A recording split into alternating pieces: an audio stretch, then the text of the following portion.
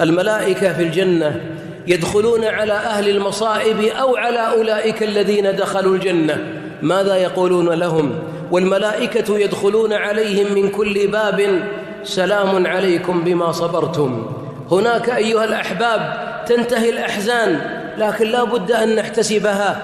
الله شاء لهذه الدار الحزن والغم والهم، ما اجتمع فيها أحد إلا وتفرق، ما حلت إلا أوحلت وارتكست، ما يسفو فيها مشرب.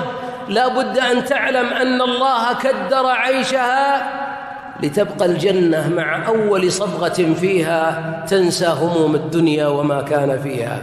ابتسم عند الآلام، لأن الذي كتبها هو العلام جل وعلا، فاحتسب آلامك عنده، والله أنها ستكون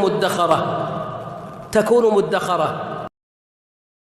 لا إله إلا أنت، الكلمة التي هي مفتاح الجنة، التي من كانت آخر كلامه من الدنيا دخل الجنة.